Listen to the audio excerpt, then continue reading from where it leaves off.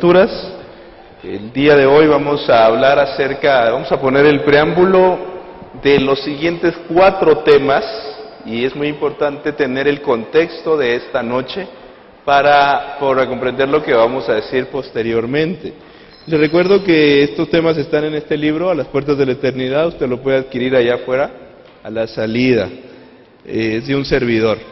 Bien. Esta noche vamos a hablar acerca de, si nos pueden ayudar con la luz, por favor, para apreciar mejor la pantalla.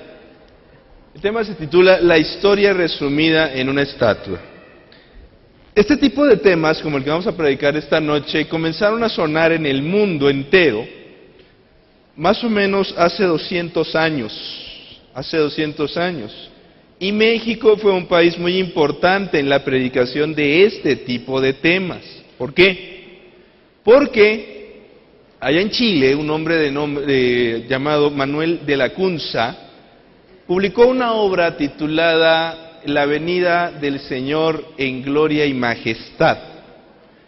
El libro apareció con el título de Juan Josafat Ben Ezra y apareció publicado en Chile y llegó a México. Aquí en México 2 casas editoras lo publicaron, una en Toluca y otro en Puebla. Ese libro está por ahí de 1821, fue autorizado por Agustín de Iturbide, entonces emperador de México. Y, queridos presentes, hoy a mí me emociona mucho decir esto, hoy todavía en esta ciudad encuentra uno el libro original en la biblioteca de la Universidad Iberoamericana, lo puede uno ver, y se armó un debate en México sobre esa obra. Allí en la biblioteca de la Universidad Iberoamericana hay varios debates sobre la venida de Jesús basado en la estatua de Daniel, y hubo un miembro de la Cámara de Diputados mexicana que también escribió un libro en aquella época, José Manuel Gutiérrez de Rosas, titulado Consulta a los sabios sobre la venida de Jesús. Ese libro no lo he podido conseguir, pero me tengo que echar un clavado obviamente es del siglo XIX, ¿no? Tengo que echar un clavado ahí en las bibliotecas para ver si lo pesco, ¿no? Queridos presentes, en realidad la historia de Daniel capítulo 2 es una lucha entre 2 poderes divinos. En realidad lo que vamos a escuchar se trata del poder de Dios, el Dios de Israel, con los dioses de Babilonia. En la antigüedad, los relatos tienen que ver muchas veces con el poder de los dioses. Y esta noche hablaremos acerca de Daniel, el capítulo 2. Yo los invito a abrir su Biblia en el libro de Daniel, capítulo 2, para hablar acerca de uno de los personajes más inteligentes de las Escrituras, llamado Nabucodonosor. Nabucodonosor está considerado como uno de los personajes bíblicos más capaces, porque es un tipo sumamente capaz y, irónicamente, en una parte del libro de Daniel se va a volver loco. Daniel capítulo 2, dice la palabra de Dios, versículo 1. Y en el 2º año del reinado de Nabucodonosor, soñó Nabucodonosor sueños y perturbóse su espíritu, y sus sueños se huyó de él. Mandó el rey llamar a magos, astrólogos, encantadores y caldeos para que mostrasen al rey su sueño. Vinieron pues y se presentaron delante del rey, y el rey les dijo: he soñado un sueño y mi espíritu se ha perturbado por saber el sueño. Entonces hablaron los caldeos al rey en lengua aramea: rey, para siempre vive. Di el sueño a tus siervos y mostraremos la declaración. Respondió el rey y dijo a los caldeos: el negocio se me fue. Si no me mostráis el sueño y su declaración, seréis hechos pedazos, y vuestras casas serán puestas por muladares. Y si me mostrareis el sueño y su declaración, recibiréis de mí dones y mercedes y grande honra. Por tanto, mostradme el sueño y su declaración. Y entonces dice la palabra de Dios en el versículo 7. Respondieron la segunda vez y dijeron: diga el rey el sueño. a sus siervos y mostraremos su declaración. El rey respondió y dijo: yo conozco ciertamente que vosotros ponéis dilación porque veis que el negocio se me ha ido. Si no me mostráis el sueño, una sola sentencia será de vosotros. Ciertamente prepararéis respuesta mentirosa y perversa que decir delante de mí, entre tanto que pase el tiempo. Por tanto, decidme el sueño, para que yo entienda que me podáis mostrar su interpretación. Y entonces va a decir unas palabras, aquí tenemos la primera señal de lo que hay detrás de esta historia. Versículo 10. Los caldeos respondieron delante del rey y dijeron: no hay hombre sobre la tierra que pueda declarar el negocio del rey. Además de esto, ningún rey, príncipe ni señor preguntó cosa semejante a ningún astrólogo, a mago, astrólogo ni caldeo. Y queridos presentes luego agregan: finalmente el negocio que el rey demanda es singular. Ni hay quien lo pueda declarar delante del rey, salvo ¿quién? Salvo los dioses. Esta es la clave, cuya morada no es con la carne. ¿A qué dioses se estaban refiriendo ellos? ¿A quién están haciendo referencia? Mire, Nabucodonosor es uno de los hombres más inteligentes de la historia. Un tipo sumamente capaz.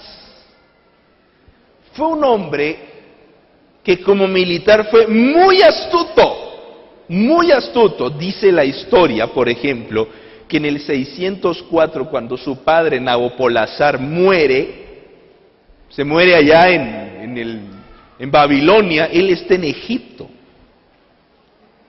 Nabucodonosor toma un caballo y en 11 días cruza el desierto, desde Egipto hasta Babilonia. Imagínense.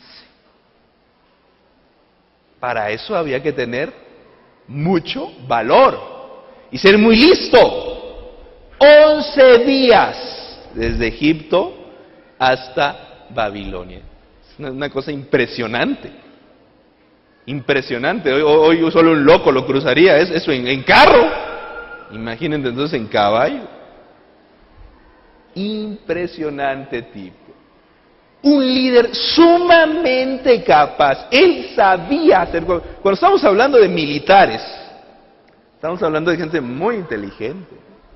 Y cuando estamos hablando de gente que sabe mover ejércitos y sabe gobernar países, en la época antigua estamos hablando de gente de a de veras. Y queridos presentes, fue un líder sumamente capaz. ¿Sabe cuál fue uno de sus grandes secretos? Traerse lo mejorcito de los países donde él conquistaba. Él se llevaba lo mejorcito, los chicos más inteligentes, la gente más capaz, se la llevaba a Babilonia. Él no andaba con que tú no eres de Babilonia, tú no vienes aquí. O tú estás muy feo, tú no vienes. No. La gente más capaz se la traía. Eso significa que él estaba más allá de nacionalismos, regionalismos y sectarismos ridículos que empobrecen a las naciones. Él sabía usar a la gente capaz. También es un personaje contradictorio, porque es muy inteligente, pero por momentos aparece como un niño. Los genios tienen grandes contradicciones en sus vidas. Es un hombre sumamente orgulloso. Tal vez es el peor defecto que puede tener un ser humano. Sumamente orgulloso. Va a construir una de las grandes capitales de la historia de la humanidad. Y déjenme decirles que hoy las ciudades en el mundo son bastante feas. En aquella época las ciudades eran muy bonitas, porque entonces había estética. Hoy nosotros construimos ciudades espantosas en cualquier parte del mundo, porque cualquier cosita se nos hace bonita. Pero por ejemplo, esta ciudad, Tenochtitlán, en la época buena, era una ciudad bien pintadita, bien acomodadita. bien pensada, bien planeada. Y las ciudades de la antigüedad, queridos presentes, eran una maravilla. Y es un individuo, Nabucodonosor, sensible a la palabra de Dios. ¿Ustedes creen que la gente con poder no tiene tiempo para escuchar a Dios o Dios no le habla? Por supuesto que sí. No discriminemos a la gente poderosa, a los gobernantes, a los líderes, a la gente que tiene mucho poder. Dios también les habla. Dios también se acerca a ellos y les da mensajes. Queridos presentes, ¿se revela Dios a los incrédulos? ¿Ustedes qué creen? Pues sí. Y dice la Biblia que Nabucodonosor tuvo un sueño que Dios le inspiró.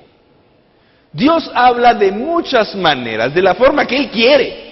Nosotros no podemos limitar a Dios y decir que Dios tiene que hacer lo que a mí me dé la gana. No, Él hace lo que Él quiere, por eso es Dios. Y dice la palabra de Dios que Él tuvo un sueño. Y se perturbó tanto que en la mañana se levantó y dijo, he soñado algo muy importante. Pero se le olvidó el sueño. Se le fue. No lo recordaba. Queridos presentes, Dios también se ocupa de aquella gente que no viene a la iglesia. Y en el tiempo del fin Dios le habla a mucha gente que no viene a la iglesia y que ocupa cargos importantísimos. Hoy Dios le está hablando a muchos gobernantes en este planeta. Dios le habla a mucha gente que tiene poder, a muchos empresarios. Hoy Dios está tocando sus corazones y nos sorprenderíamos de ver lo que Dios está haciendo con ellos. Y Dios le habló a Nabucodonosor. La Biblia dice que se le olvidó el sueño. ¿Qué soñé? ¿Qué soñé? Se me ha ido el sueño y entonces mandó llamar a sus consejeros, a sus astrólogos, a sus sabios y digo, ¿saben qué? Tengo un problema muy serio.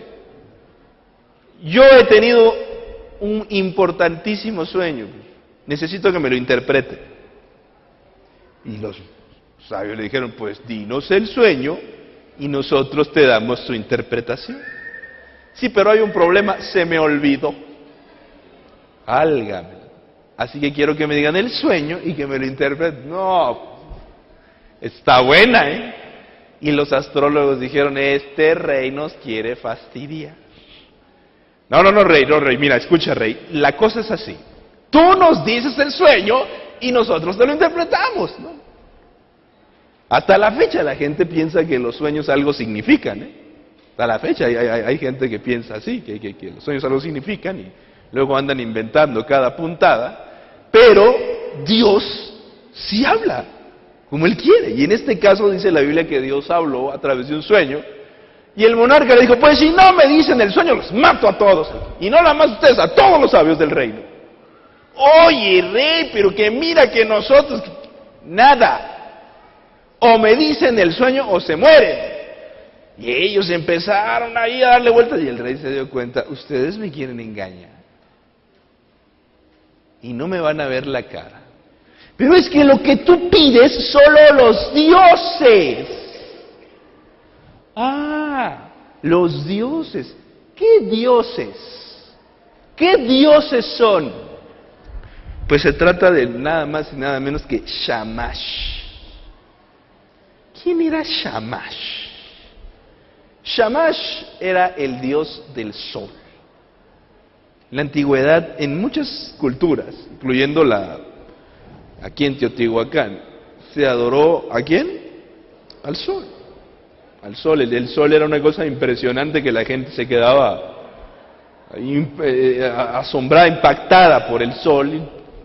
En diferentes formas, de diferentes maneras, el sol fue motivo de culto y adoración. Así que Shamash era el dios del sol. Pero por el hecho de que el sol brilla, por el hecho de que el sol ilumina, Shamash era el descubridor de las malas acciones. Si tú te habías portado mal, Shamash te iba a descubrir. Shamash te iba a decir, pues tú te has portado mal. De Shamash nadie se podía esconder. Era el revelador de los secretos divinos. Así que el rey le dice, pues vayan con Shamash y díganle que le revele los sueños. Ustedes son seguidores de Shamash, ¿no? Si los dioses y Shamash es el único que lo hace, pues pídanle que les revele. Además, Shamash era el dios del arte de las predicciones. Eso de predecir el futuro no es nuevo, ¿eh? Ahí en la Alameda Central se pone la gente ahí a leer la mano, esas cosas son muy antiguas. Shamash era el dios del arte de las predicciones. Solo los dioses pueden, dicen los caldeos. Pues sí. ¿Y no son ustedes siervos de Shamash? El número sagrado era el 20. En la antigüedad los babilonios tenían un sistema muy interesante. Hay que tomar muy en cuenta todos estos números, porque los vamos a ir mencionando a lo largo de la semana. La famosa numerología. Y vamos a ir descubriendo varios detallitos que van apareciendo con los números. Ellos le ponían un número sagrado a diferentes divinidades, y en este caso a Shamash le pusieron el 20. Queridos presentes, Daniel, pues llegan los soldados a su casa y le dice a Arioc, uno de los miembros del ejército, pues ¿sabes qué? Daniel, te venimos a matar. ¿Cómo que me vienen a matar? No, pues es que se da un decreto que vamos a matar a todos los sabios porque no supieron responder al rey. Y dice Daniel, pero a ver, cuéntame, ¿qué pasa? No, pues pasa eso, el rey tuvo un sueño y nadie lo sabe y por eso tú te mueres. No, pero denme tiempo, por favor, aunque sea, déjenme orar. Y dice la palabra de Dios que Daniel pide tiempo, se arrodilla, le pide a Dios, Señor, pues algo has hecho tú y yo te ruego que me reveles el sueño. Y dice la Biblia que Dios le revela el sueño a Daniel. Amén. Quiero decirles que el único que conoce el futuro es el Dios del cielo. El único que sabe, que puede revelar los misterios de la conciencia humana es el Dios del cielo. El único que conoce el fin desde el principio es nuestro Padre Celestial. Nadie más, llámese brujo, hechicero, chamán, o como se llame, te va a decir el futuro. Porque solo Dios es el dueño de la historia. Y en este relato, el Señor nos recuerda que nosotros no debemos acudir a nadie más, sino a Él, si queremos conocer el futuro. Y en la Biblia, el futuro, queridos presentes, está revelado. Y entonces dice la palabra de Dios, que Daniel le explica al rey. Va con el rey y le dice, Rey para siempre vive. Dios es más poderoso que Shamash. Vamos a regresar a Daniel capítulo 2, para leer lo que le dice Daniel en el versículo 20. Fíjense ustedes, Daniel 2:20. Daniel dijo cuando Dios le reveló el sueño: sea bendito el nombre de Dios de siglo hasta siglo, porque suya es la gloria y la fortaleza. Él es el que muda los tiempos y las oportunidades, quita reyes y pone reyes, da sabiduría y ciencia a los entendidos. Él revela lo profundo y lo escondido. Conoce lo que está en tinieblas y la luz mora en él. ¿A quién está atacando? ¿A quién está atacando? A Shamash. Es decir, en esta parte de la Biblia, es muy claro que Daniel está haciendo referencia a la falsedad de Shamash y a la verdad del Padre Celestial. Toda la honra pertenece al Dios del cielo. Y entonces le dice al rey: mira, rey, tú soñaste una estatua. Ahí en capítulo 2 adelante viene, tú soñaste una estatua. Las estatuas eran comunes. Los emperadores colocaban su estatua. Incluso Saddam Hussein ahí quiso imitarlos y empezó a poner estatuas en diferentes partes de Irak. Soñaste una estatua, pero esta estatua era muy especial. Y le fue diciendo, la cabeza de la estatua era de oro, rey, ¿te acuerdas? Oh, sí es cierto. El pecho era de plata, rey. Además, el vientre era de bronce, rey. El vientre era de bronce. Y las piernas eran de hierro. Los pies eran muy peculiares porque eran parte hierro y parte barro. Tú estabas mirando hasta que de pronto una roca cayó sobre la estatua en los pies. Y la estatua se vino abajo. La estatua se vino abajo. Hizo pedazos toda la estatua. Esa roca cayó y le dio con todo. Pero la roca no la lanzó ningún ser humano. Cayó del cielo esa roca. Y la estatua se convirtió en un enorme monte. Una montaña muy grande. Así que este es el sueño, rey.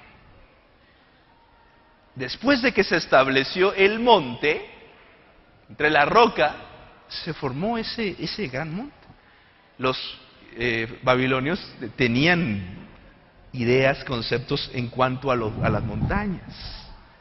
Ahorita vamos a ver qué significa todo eso. Mire, a ver si apagan tantito la luz para apreciar mejor esta escena. Dice la Biblia que él sueña una estatua. Dice, tú soñaste una estatua, rey. Una estatua muy grande. Y la estatua tenía las siguientes características. La cabeza era ¿de qué dijimos? De oro. El pecho era de plata. El vientre era de bronce. Las piernas eran de hierro. Y los pies eran parte hierro y parte barro. Él estaba mirando y de pronto una roca cayó del cielo, le dio a las piernas y la estatua se hizo pedazos. La estatua se hizo pedazos. Y se formó un gran monte. Se formó un gran... Vamos a volverla a poner. Y el rey dice, oye, sí es cierto. Tienes razón. Eso es justo lo que yo he soñado. Es justo lo que yo tenía en mi cabeza. Me lo has revelado. Me lo has revelado. Era una estatua con la cabeza de oro. Era una estatua con el pecho de plata. Era una estatua con el vientre de bronce. Las piernas de hierro. Y los pies eran en parte barro y en parte hierro. Y entonces yo estaba mirando y una piedra, una gran roca cayó del cielo, hizo pedazos la estatua. Eso fue, tiene razón. Y entonces el rey le pregunta, ¿y ahora qué significa esto? Ah, le dice Daniel, la cabeza significa lo siguiente. Que Daniel 2:38, yo les voy a pedir que abran su Biblia y lean el versículo 38. Para que no perdamos el vínculo con la palabra de Dios. Dice el versículo 38. ¿Y la cabeza que representa? Dice, en la última parte del versículo, al final, cuando habla de la cabeza, dice, tú eres aquella cabeza de oro. Pues esa estatua, le dijo Daniel, representa la historia de la humanidad. Y tú, rey de Babilonia, representas la cabeza de oro. El imperio neobabilónico que tuvo Nabucodonosor gobernó el mundo conocido del año 605 al año 539 antes de Cristo. Acuérdense que los años antes de Cristo van para abajo. Y este imperio fue una cosa muy importante, impresionante. Como el oro es el primero entre los metales, este reino sería esplendoroso. Mencionemos algo sobre Babilonia. Babilonia fue toda una superpotencia. Antes de que llegara al poder, los asirios al norte de Babilonia, gobernaban este mundo. Gobernaban más bien esa región. Y oiga, eran crueles, eran tremendos. Por cierto, que aquí al Museo de Antropología luego vienen algunas muestras buenísimas. Y vinieron una muestra de los asirios. Usted no pierda esas muestras cuando vengan a la Ciudad de México. Hace poquito incluso hubo una, ya se me olvidó cuál fue, pero hubo una muy buena de estos lugares del mundo. Babilonia heredó toda Mesopotamia, Siria y Palestina. Nabucodonosor II, que es el que aparece en la Biblia, Nabucodonosor II gobernó durante más o menos 40 años.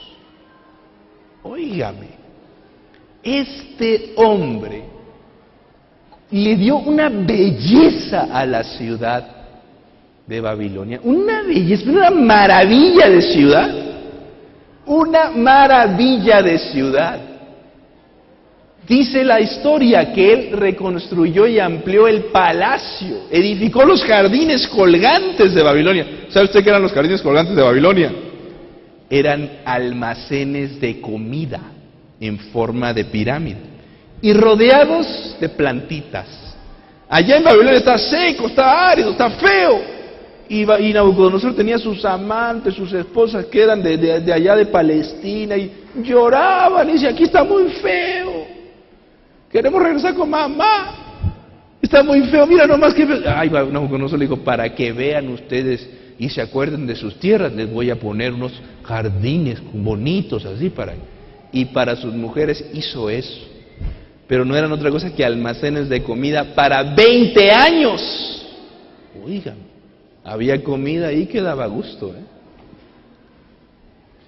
Y a la ciudad le añadió una ribera occidental del río y lo interconectó con un puente permanente. Esto que vemos aquí se llama la Puerta de Ishtar.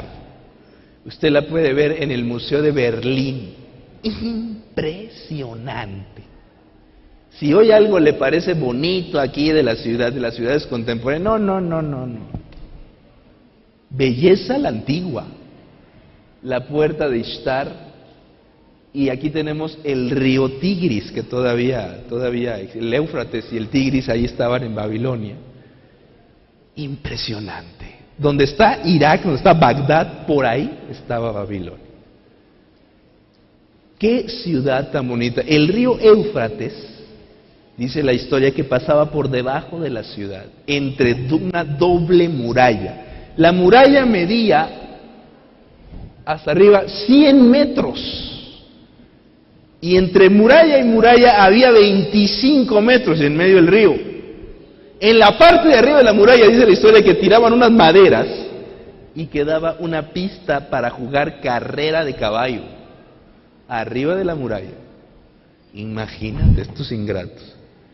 Babilonia era indestructible, invencible. ¿Quién iba a...? Cuando la sitiaban, llegaba un ejército, los babilonios se reían, ahí tenían comida para 20 años. El agua ahí les pasaba. Y a ver, trépate una muralla de 100 metros. Oiga, eso era impresionante. Nabucodonosor rodeó la ciudad con la muralla doble y un foso de protección.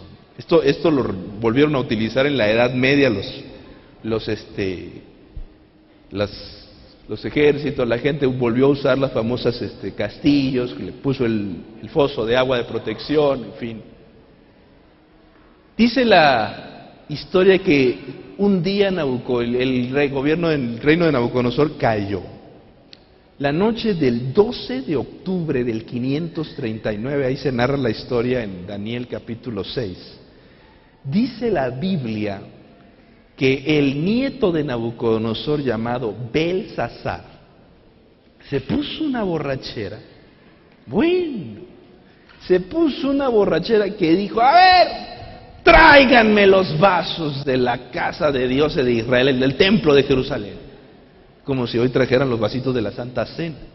Ahorita nos vamos a usar para emborrachar. Y había una fiesta y prostitutas, mujerzuelas, inútiles, ociosas, estaban en la fiesta.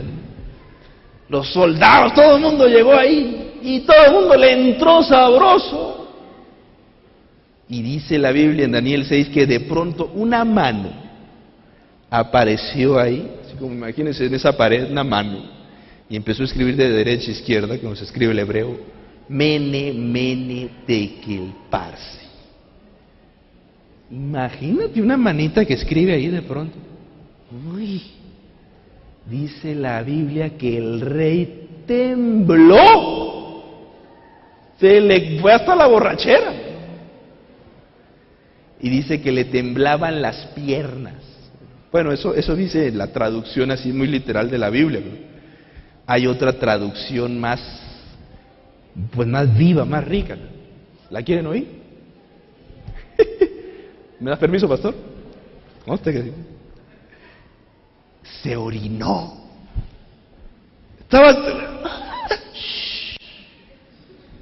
Eso significa, el hebreo eso significa. Se orinó.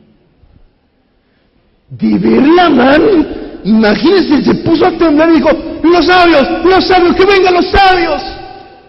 Llegaron los sabios, tampoco supieron.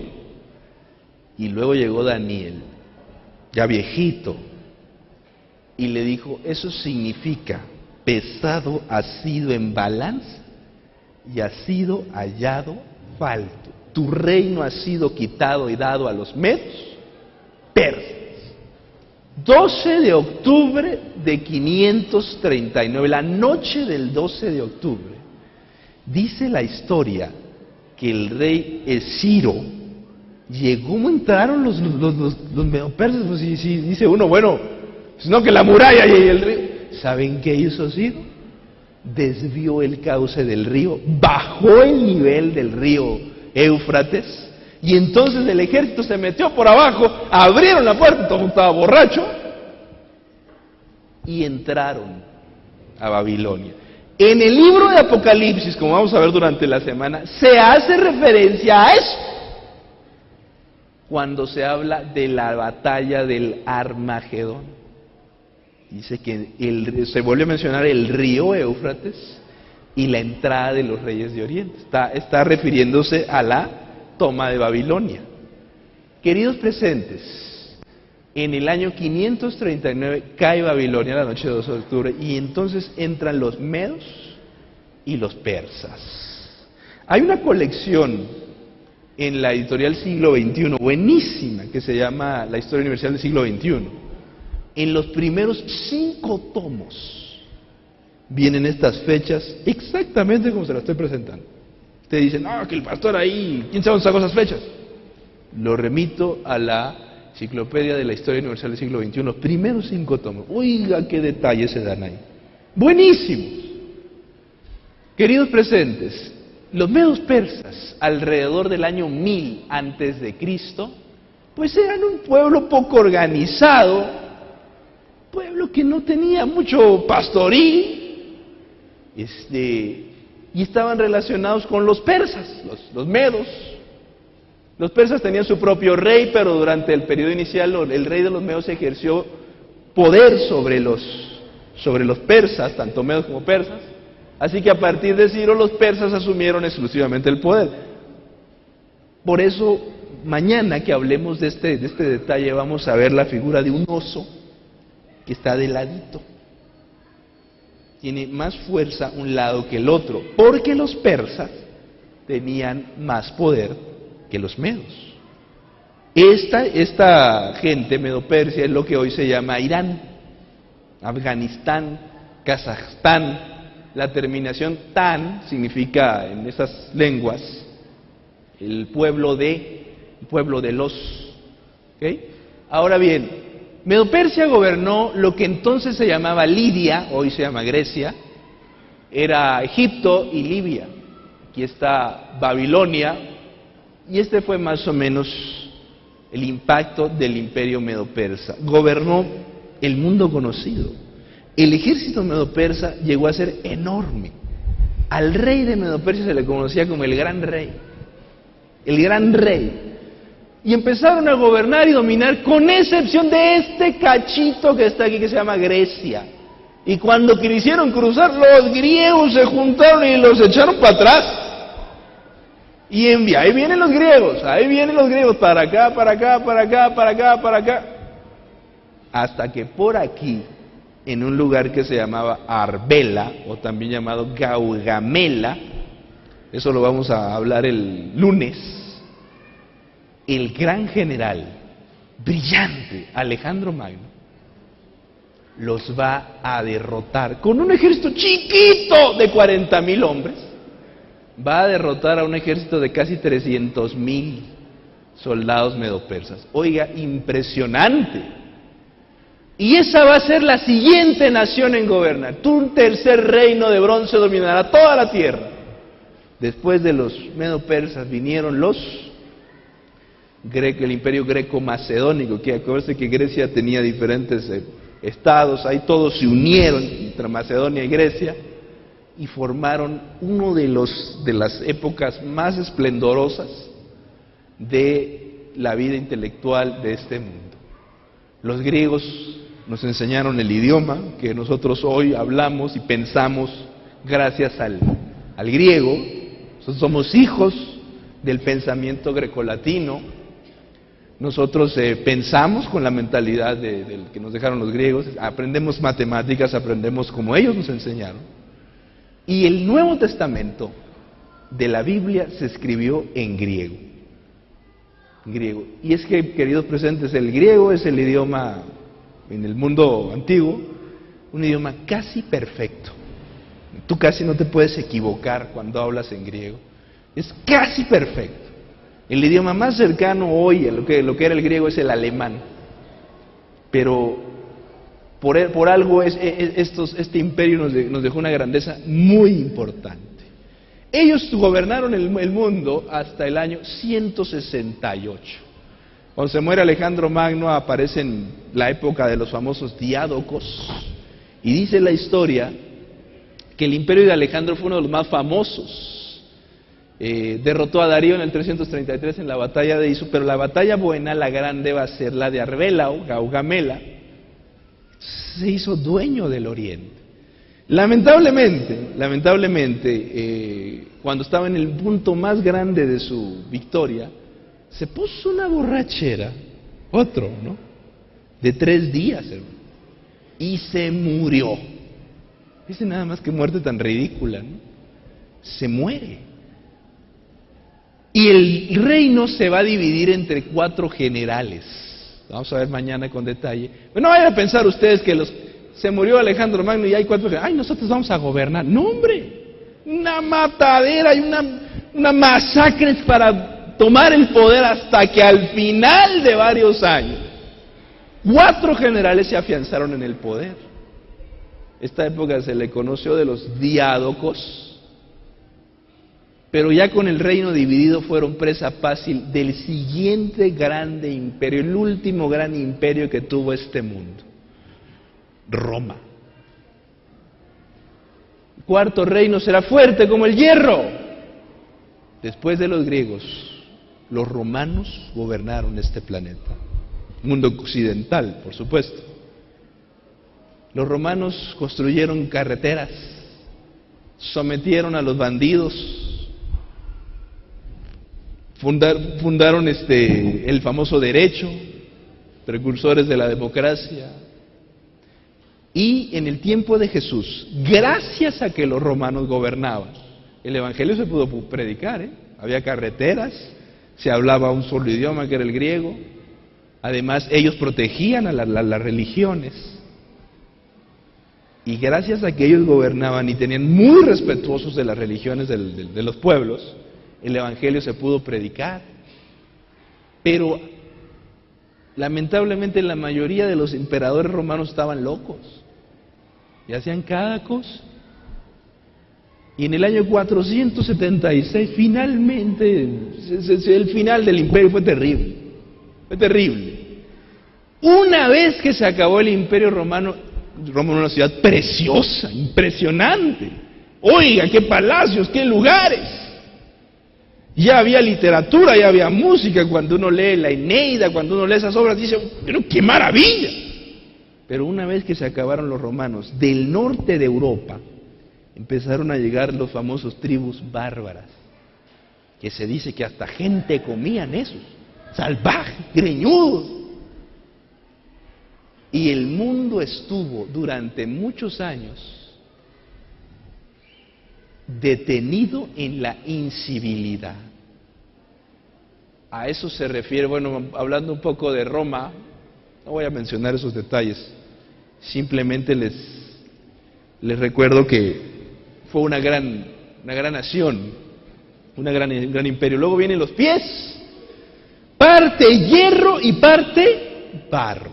Una vez que se acabó Roma, el mundo no volvió a tener un imperio sólido. Los bárbaros ahí fueron la base de los países de las regiones europeas, las tribus bárbaras. Algunas eran de barro. ¿Y cómo es el barro? Débil, dale a un carrito de Metepec y se destruyen. Y parte hierro, es decir, habría algunos países fuertes y algunos países, ¿cómo? Débiles. Países débiles, países fuertes.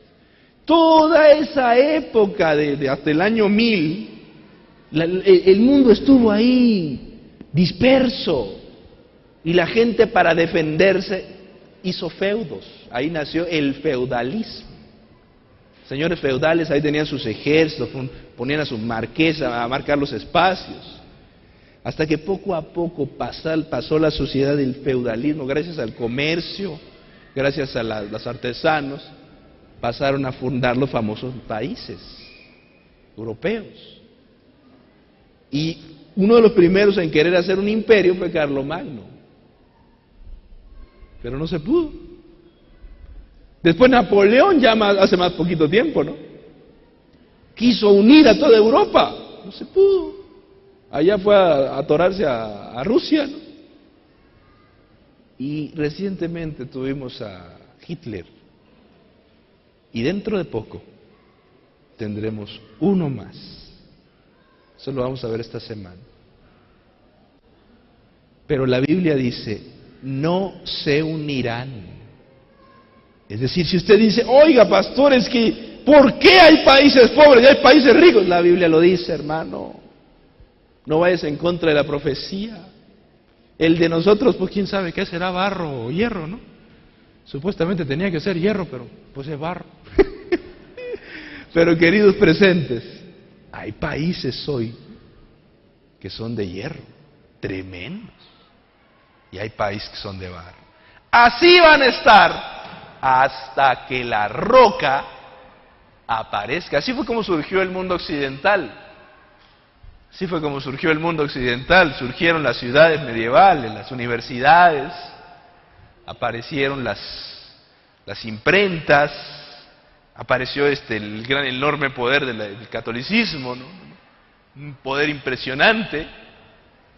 Apareció también situaciones interesantes. Empezó poco a poco a desarrollar la ciencia, pero nunca se levantó un imperio como los de antaño, nunca más, nunca más.